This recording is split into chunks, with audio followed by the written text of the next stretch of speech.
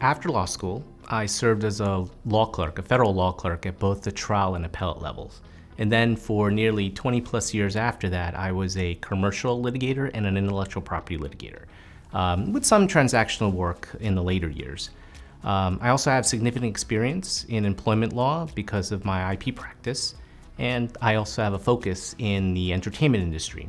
For example, I represented songwriters and music publishers in all of the major internet peer-to-peer file sharing cases like Napster and Grokster. Having served as a law clerk and a litigator, I saw judges in action, and so I was inspired to become an arbitrator because I wanted to participate in the art of judging and to help bring finality to disputes, meaning that I wanted to help parties put disputes behind them. That's why I always say that I want to help put parties on a path to resolution, and that's what I hope to accomplish as an arbitrator.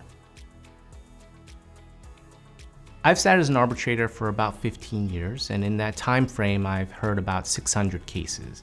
Most of the time, I'm selected as a sole arbitrator, but sometimes, about 15 times I've been selected as a chair, and I've served as a wing arbitrator about 20 times. About 90% of my cases involve general commercial or intellectual property law disputes, as well as employment law disputes, such as discrimination or retaliation or wage and hour matters. Those matters could involve hundreds of thousands of dollars to hundreds of millions of dollars. In fact, the largest case I've had to date involved a $600 million dispute between two pharmaceutical companies over breaches of a manufacturing and supply agreement. The balance of my cases, around 10%, involve consumer arbitrations. Those are really often the only exposure that the general public has to arbitration as a dispute resolution process. So I think it's really important for arbitrators like me to serve on those cases as a guardian and advocate for those processes for the benefit of the public. I would describe my style as an arbitrator to be one who strives to ensure that I honor the parties' agreement to deliver a cost-effective and expeditious process for dispute resolution. That means that I strive to meaningfully afford parties the opportunity to exchange information and documents, and to ultimately afford them the opportunity to present material and relevant evidence on the disputes and issues in question.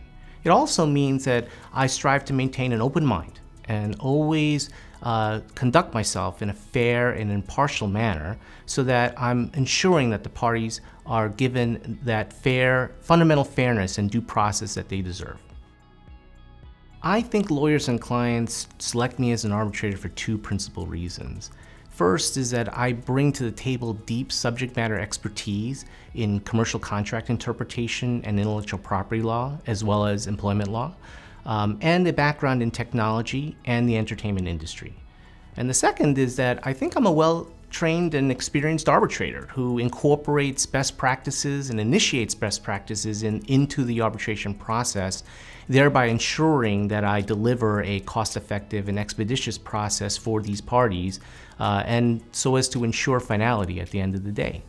Couple that with my track record and experience and accomplishments in the ADR field, I think that's what sets me apart from other arbitrators. When I'm not handling cases, I like to spend a lot of time with my family. My wife and I have two lovely teenage daughters, and whether it's going on vacation together or spending a day at the museum, this is precious time for us before they go off and do what they want to do.